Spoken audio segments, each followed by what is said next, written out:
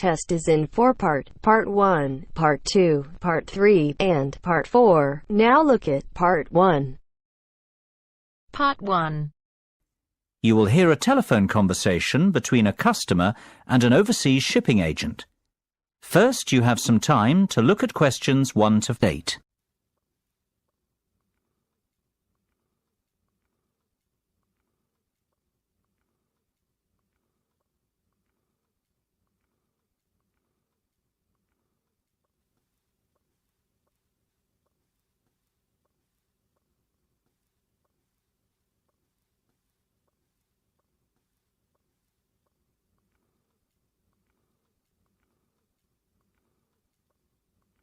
You should answer the questions as you listen, because you will not hear the recording a second time.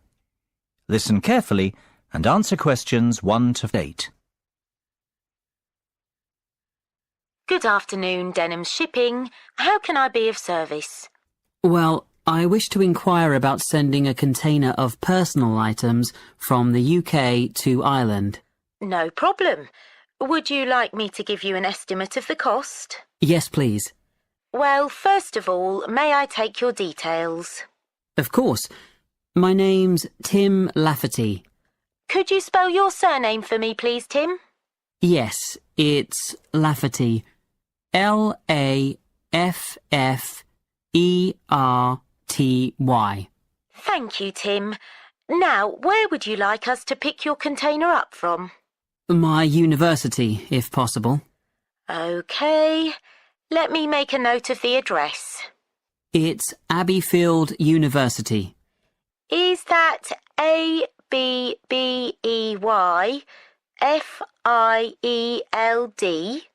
That's right. Park Street, Brighton. Perfect. And may I take down your postcode too? It's BR8 9P3. Great. Thank you, Tim. Have you the container's measurements? I do. It's approximately 2.5 metres long by 1.25 metres wide. I see. Quite a big one then. Indeed. And the height? I make it 1.20 centimetres deep. So that's 2.5 by 1.25 by 1.2. Right. And what will actually be in the box, Tim? Oh, mostly old uni books. OK. And some music albums. Anything else? Yes, a little bit of stationery. I see. And could you put an estimate on the value of the items? The books are quite valuable. They're worth around £1,800. The music albums, maybe half that, say £900. And you can put the stationery down as £300. Before listening to the rest of the conversation, you have some time to look at questions 9 and 10.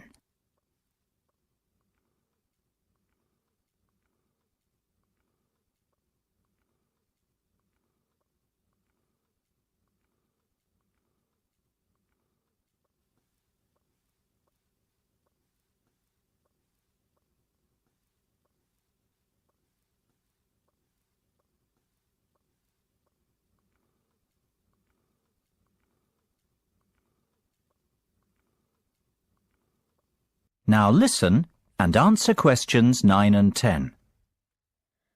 OK. And will you be purchasing contents cover from us also? I'm not sure what you mean. Sorry, let me explain. Because your items are worth more than £2,000, we recommend that you purchase insurance to cover yourself in the event of damage or loss. Makes sense. What are my options? Well, we offer 3 insurance deals: the premium rate, standard rate, and economy rate ones. Premium offers full cover in the event of loss, damage or theft, which means you would be provided with the full cost of replacing your belongings. What about standard and economy? Standard will give you today's value, the second-hand value of your belongings, and economy provides you with a fixed payment of £1,000 in the event of loss, damage or theft. Well, I can afford to live without those books, to be honest, so just give me the cheapest option. We recommend standard cover for all our customers. No, thank you. That won't be necessary. The cheapest option will be fine.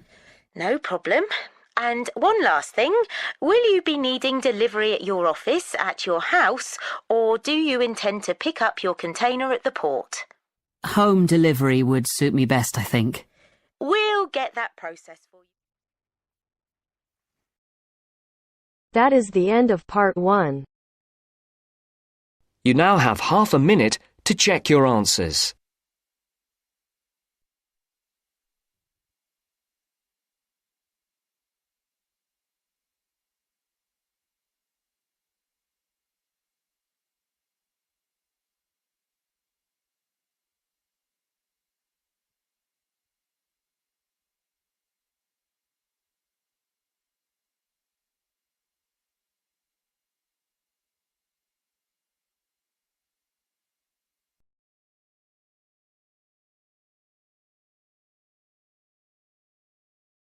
Now turns to part 2. Part 2. You will hear a discussion between 3 people in a university tutorial. In the first part of the discussion, they're talking about city traffic and the motor car. First, look at questions 11 to 14.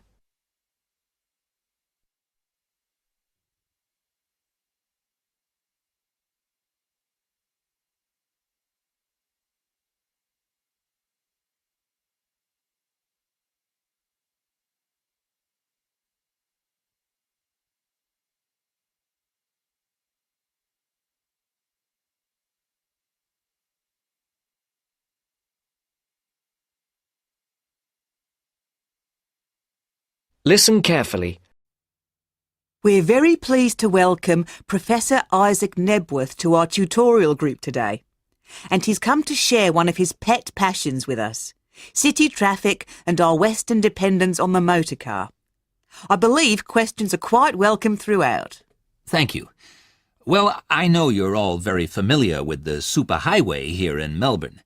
But do superhighways automatically lead to super wealth, as our politicians would have us believe? I think not. Can you give us an example of what you mean exactly? Sure. Well, by continuing to encourage this dependence on the motor car, we simply create more congestion and more urban sprawl. And you can see that here in Melbourne, right under your nose. Excuse me, I would just like to say that I feel the sprawl is part of the city. The freeways mean people can enjoy the benefits of living away from the centre on larger blocks with gardens, but still be able to drive back into the city centre for work or entertainment. Well, I'm not convinced that people want to do that. And is our money being well spent? It may be okay for you now, but come back to me in 5 years' time. Let's take CityLink, for example, the new freeway here in Melbourne. Well, I use the freeway all the time. I think it's great. Ah, yes, but it cost $2 billion to build, and you could have gotten 10 times the value by putting the money into public transport. If you give the automobile road space, it will fill that space, and you'll soon find you'll be crawling along your CityLink. But surely you cannot simply blame the car. Some of the blame must rest with governments and city planners. Well, there is an argument, surely, that building good roads is actually beneficial because most new cars these days are highly efficient. They use far less petrol than in the past, and emissions of dangerous gases are low. Old, congested roads, on the other hand, encourage traffic to move slowly, and it's the stationary cars that cause the pollution and smog, whereas good roads increase traffic speeds and thus the amount of time cars are actually on the roads. Well, this is the old argument put forward by the road lobby, but for me it's clear-cut. Roads equal cars, which equal smog. Public transport is the way to go. In the second part of the discussion, the professor talks about public transport in different cities. Before the broadcast continues, look at questions 15 to 20.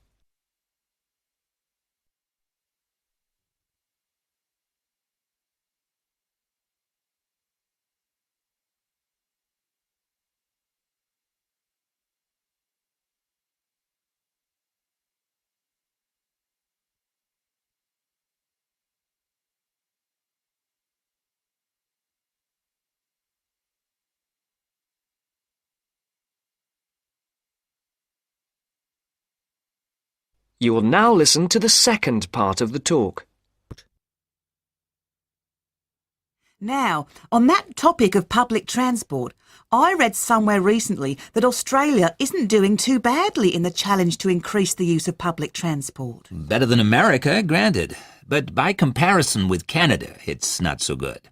For instance, if you compare Toronto with the U.S. metropolis of Detroit, only 160 kilometers away, in Detroit, only 1% of passenger travel is by public transport, whereas in Toronto it's 24%, which is considerably better than Sydney, which can only boast 16%. Well, I think it's encouraging that our least car-dependent city is actually our largest city. 16% of trips being taken on public transport in Sydney isn't too bad. But it's a long way behind Europe. Take both London and Paris, for instance, where 30% of all trips taken are on public transport. Well, they do both have an excellent underground system. And Frankfurt comes in higher still at 32%. I understand that they've been very successful in Copenhagen at ridding the city of the car. Can you tell us anything about that experiment? Yes, indeed. Copenhagen is a wonderful example of a city that has learned to live without the motor car. Back in the 1960s, they adopted a number of policies designed to draw people back into the city. For instance, they paid musicians and artists to perform in the streets. They also built cycle lanes, and now 30% of the inhabitants of Copenhagen use a bicycle to go to work. Sydney, by comparison, can only boast 1% of the population cycling to work. It could have something to do with all the hills? Then they banned cars from many parts of the city, and every year 3% of the city parking is removed. And by constantly reducing parking, they've created public spaces and clean air. Really? There are also freely available bicycles, which you can hire for practically nothing. And, of course, they have an excellent public transport system.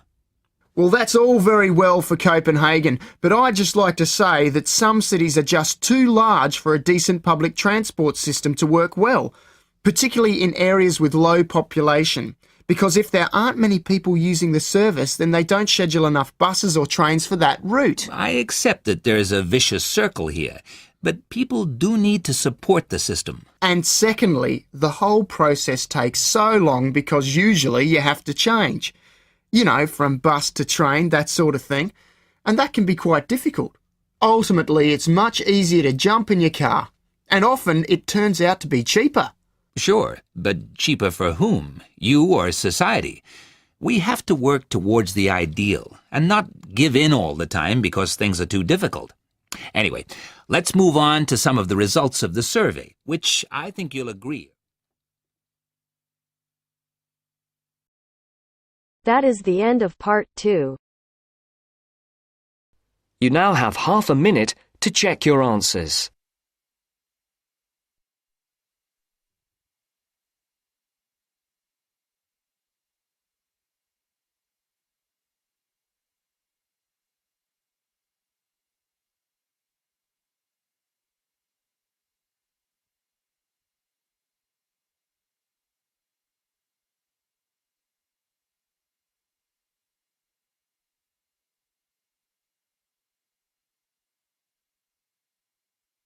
Now turns to part 3. Part 3. You will hear two students, Ramil and Kirsten, discussing presenting a paper at an architecture conference. You now have 30 seconds to read questions 21 to 28.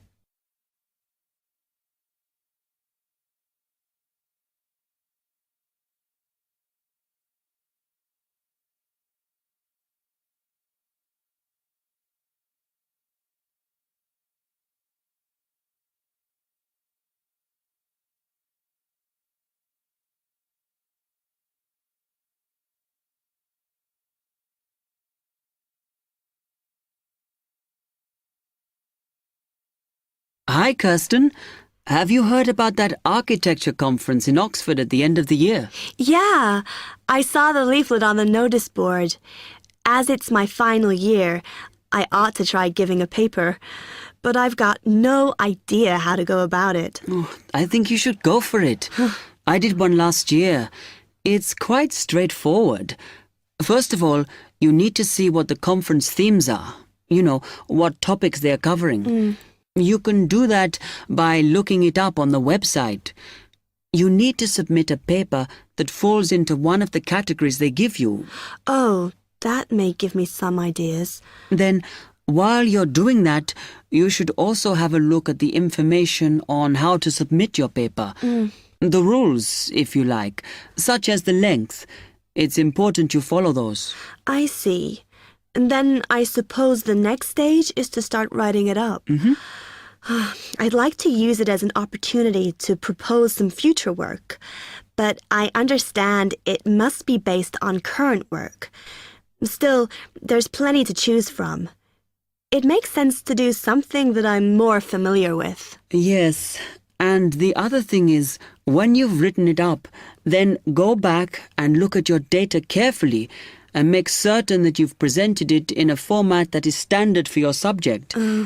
Remember, people have to absorb information very quickly while they're listening. Don't make it too complicated. Okay, well, I reckon that'll take me about a month to get that sorted. Then the next thing I have to do, I guess, before I send it off to the conference organizer, is give the whole thing to the events officer so that he can look through it and see if it all makes sense and is okay. Yeah. Remember to warn him that it's en route so he can fit it into his schedule. Oh. Then you're done, really. All you have to do after that is to go through it and sort out any changes you need to make. Then finally, you can submit it. You can do that online. Phew, good. Then I just wait to hear, I suppose. How long does that take? It depends, but usually about 6 weeks. Oh. When you hear if your paper has been accepted, then at that stage, it's worth giving them a list of any technical things you need when you actually give the talk. A screen or video players or that sort of thing. Okay, but that's a long way off. And I know that if my paper is accepted, then at that stage, I have to give them a short text about myself and my academic background so that they can put it in the brochure. Famous at last. Yeah. You now have 15 seconds to read questions 29 to 30.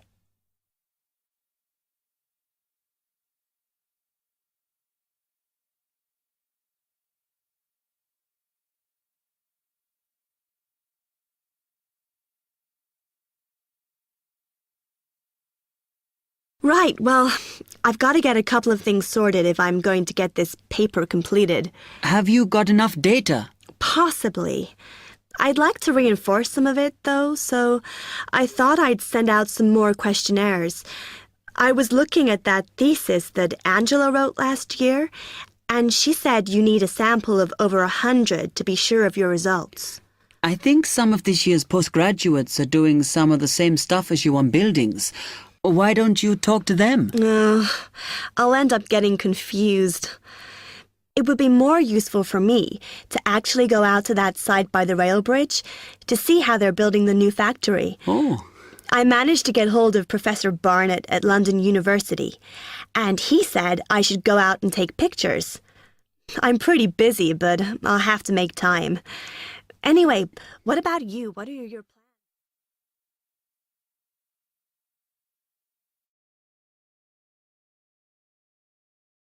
That is the end of part 3. You now have half a minute to check your answers.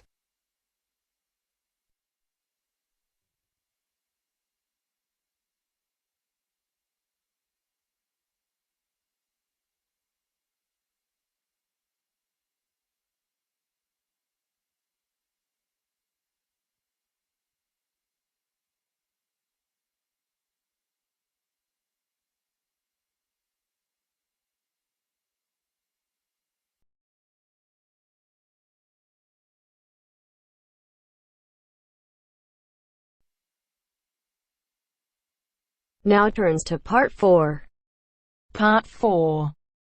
A second session on interview skills. First, you have some time to look at questions 31 to 40.